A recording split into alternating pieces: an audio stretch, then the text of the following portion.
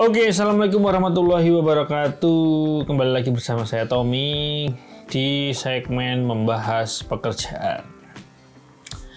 Dalam pekerjaan saya sebagai wedding videographer, kita mau bahas kelanjutan yang kemarin.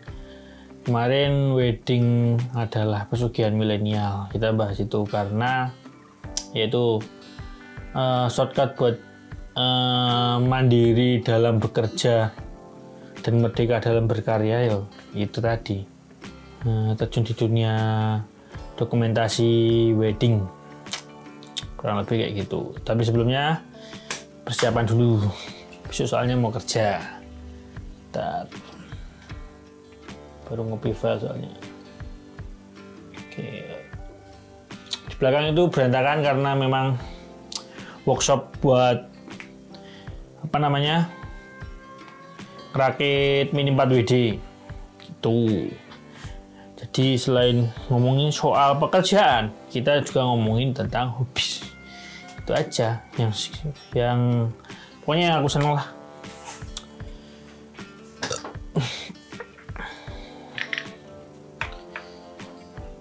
Persiapkan yang buat besok. Besok ada wedding. Cek mic, baterai, kamera, lensa, gimbal. Kalau udah, biasanya sih bikin checklist apa aja yang perlu dibawa. Tapi karena males, udah seingatnya aja. Bisa dicek lagi sebelum berangkat. Plat sudah semua. Oke. Lanjut kita ngobrol soal pekerjaan.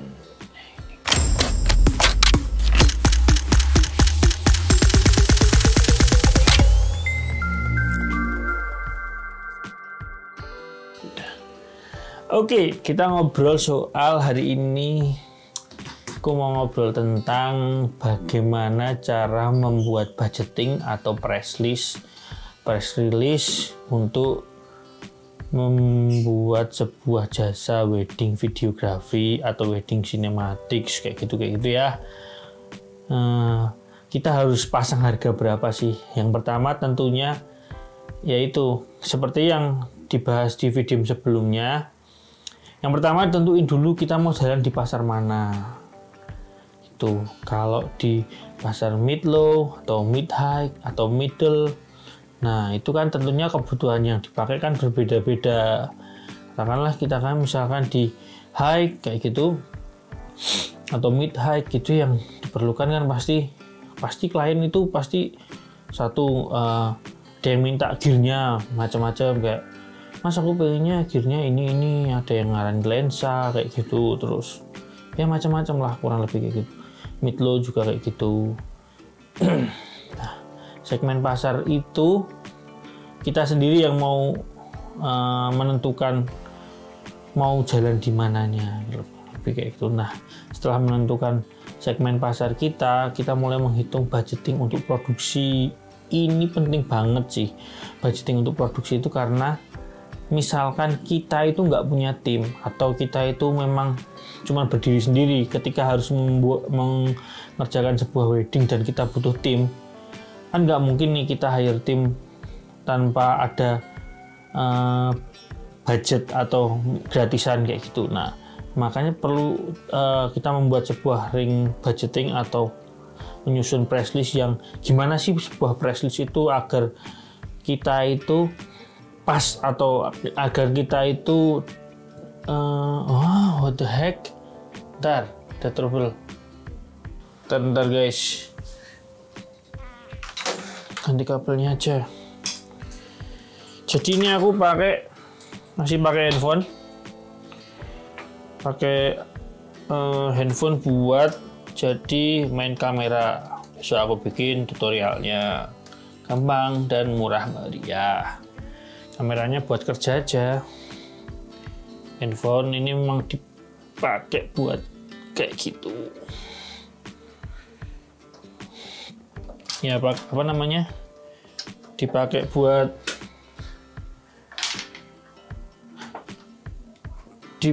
unboxing video-video Mini 4 WD juga handphonenya. Itu ki tes. Oke.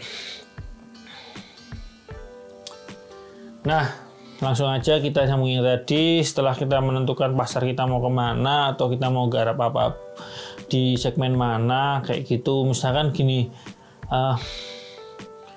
klien kita tuh weddingnya yang 3 hari 3 malam atau kayak gitu kan, nggak mungkin kita samain sama yang wedding yang mungkin dia cuman akad doang kayak gitu. Dari segi jamnya aja udah beda kurang lebih kayak gitu. Nah, apa aja sih yang perlu dimasukin dalam membuat price list atau range budgeting kayak gitu? Yang pertama itu pasti sewa kamera. Jadi katakanlah kita itu udah punya kamera, tapi kan kamera kita itu ada yang namanya penyusutan alat. Nah, itu dihargai berapa kayak gitu. Misalkan kalau di luar atau di rental kamera itu, kamera yang sama seperti punya kita itu di harga sewa 24 jamnya 200.000 atau 300.000, ditambah nanti lensa dan macam-macamnya itu jadi totalnya sekitar 500.000. Berarti kita harus masukin alat budgeting sewa kamera itu di situ juga, karena walaupun itu kamera kita, tapi kamera itu juga ada penyusutan alat. Jadi sewaktu-waktu kita alat kita rusak atau apa, kita tuh udah punya anggaran buat renew alat-alat kita kayak gitu. Yang kedua, tenaga kreatif itu maksudnya, jadi kita itu mau dihargai berapa sih sebagai pelaku usaha ini. Jadi gitu. Jadi gini, seperti saya itu belajarnya dulu di A, B, C, D kayak gitu. Saya udah menempuh banyak sekali belajar di dunia wedding videografi kayak gini. Nah, proses belajar kita itu kan memerlukan nggak sedikit uang. Jadi kita spend banyak waktu, spend banyak uang buat belajar sampai di titik ini. Jadi kita itu pantas dihargai seberapa sih kayak gitu. Kita mau menghargai diri kita itu seberapa sih. Katakanlah di satu project itu kita hargai diri kita untuk freelance atau mengerjakan project kita itu 500.000 atau berapa, itu perlu dimasukkan juga. Terus transportasi itu juga perlu dimasukin di range budgeting. Walaupun kita satu kota, tapi kan tetap aja kita butuh yang namanya transportasi, belum lagi makan. Terus yang keempat, kita perlu masukin juga pelayanan. Jadi servis kita itu juga dihargai. Kalau kita punya brand tapi servis kita itu nggak dihargai di situ, jadi ya kita kayak sama aja nggak membangun sebuah brand kita kayak gitu. Kita cuman kayak freelance aja gitu, freelance sebagai videographer kayak gitu. Tapi kalau kita menghargai brand yang kita bangun, berarti ya kita harus menghargai juga proses-prosesnya di situ, seperti ya kurang lebih pelayanan tadi. Terus di post produksinya juga kita harus menghargai juga biaya editing berapa, biaya tenaga editing itu berapa, terus penyimpanan seperti hard disk agar file-file klien itu aman itu berapa, dihargai berapa, terus Google Drive itu agar klien itu bisa langsung akses itu gimana, terus apalagi ya, listrik, internet, kurang lebih kayak gitulah. Kita perlu menghargai apa aja yang kita keluarin untuk proses produksi. Jadi kurang lebih itu tadi yang perlu dimasukkan ke range budgeting. Jadi nanti kita ketemu, kita itu harus jualan di angka berapa sih kayak gitu. Kita harus press release di angka berapa sih agar kita itu ketemu harga yang pas. Katakanlah gini, kenapa aku bilang kita itu harus nyusun budgeting dan lain-lain kayak gitu, karena aku sendiri ngalamin ketika memang di hari H aku harus kerja itu aku nggak bisa berangkat, karena kendala atau suatu hal, aku bisa hire orang buat ngerjain proyekku karena aku punya budgeting di situ untuk membayar orang, karena di situ juga aku dibayar sebagai layaknya seorang freelance kayak gitu. Karena walaupun ini brand-brandku sendiri, tapi aku di situ ya kerja kayak gitu. Jadi walaupun ada margin untung untuk brandku, tapi aku di situ juga sebagai pekerja di situ. Jadi ketika aku nggak bisa berangkat, aku bisa hire orang dan bisnis ini tetap bisa jalan kayak gitu. Kurang lebih kayak gitu. Nah, kenapa kita itu perlu membuat range budgeting atau price list? Karena pekerjaan itu nggak lepas dari resiko. Resiko apa aja, kayak misalkan file hilang kayak gitu. Ya mau nggak mau kita harus ganti dong ke klien, karena klien juga nggak mau tahu kan, itu momen sekali seumur hidup mungkin ya. Kayak gitu. Entah kalau yang nikah lagi tidak tahu, tapi intinya wedding itu ya harapannya sekali seumur hidup. Tapi kalau sampai kejadian file hilang atau apa ya mau nggak mau kita harus tanggung jawab, kurang lebih kayak gitu. Jadi pentingnya kita menentukan ring budgeting atau biaya kos produksi itu ya salah satunya itu kita punya saving untuk sometimes kita bikin kesalahan atau memang ada malfunction kayak gitu, kita bisa melakukan tindakan apa ya namanya, ganti rugi atau apa ya, tanggung jawab lah sebagai responsibility kita sebagai vendor, kurang lebih kayak gitu. Nah, saya ambekan sih ngelak. Nah, keuntungannya yaitu tadi kita bisa memanage pengeluaran dan pemasukan, tidak ada persaingan bisnis yang apa namanya tidak sehat kayak gitu, kayak udur-uduran harga kayak gitu nggak ada lagi, karena kita udah punya kita itu jalan di segmen ini, kita itu punya range budgeting segini. Ya semuanya make sense gitu loh, kayak buat sewa alat juga make sense, dan untuk bayar freelance juga make sense kayak gitu. Jadi nggak ada lagi yang namanya kerjaan itu nggak make sense sama pengeluaran kita kayak gitu. Dan yang pasti kita itu bekerja itu relax gitu, nggak ada tekanan. Wah gajinya iki bayarannya mesti iki job nganu murah-murah, nggak ada lagi kayak gitu harapannya. Nah terus itu tadi kurang lebih apa namanya range budgeting atau menyusun price list atau press release untuk wedding dokumentasi. Atau apapun lah kalian juga bisa terapin itu. Nah,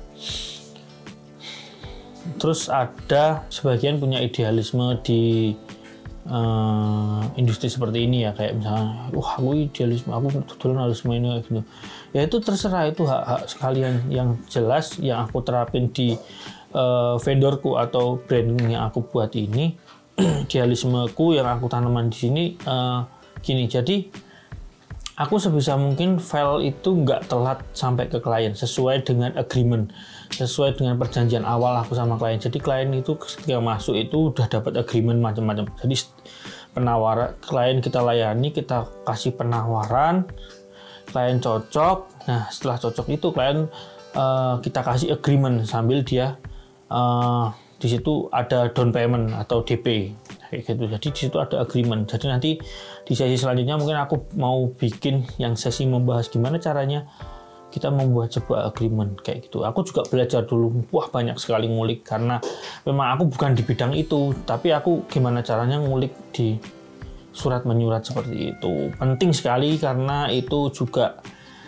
hubungannya nanti sama misalkan ada kendala yang memang bukan salah kita ataupun klien menghentikan sepihak, kita punya kekuatan hukum di situ kayak gitu. Nanti kita bahas di episode selanjutnya. Yang jelas idealismeku di dunia wedding videografi ini ya, aku gimana caranya fileku itu sampai ke klien tidak lewat dari tanggal yang telah disepakati. Misalkan aku di agreement itu 2 minggu setelah acara selesai, ya sebisa mungkin aku 2 minggu setelah acara selesai sudah ngasih ke klien file.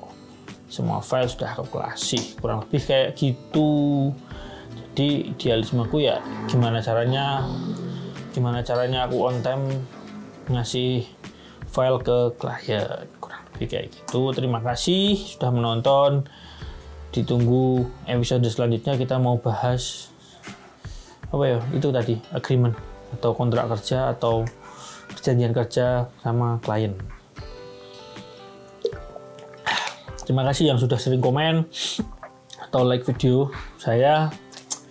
Ya di itu segmen baru, saya memang baru ngerakit Mini 4WD karena pengen nostalgia awalnya, tapi kok lama-lama tertarik pengen ikut race. Besok itu aku mau belajar race-nya itu seperti apa.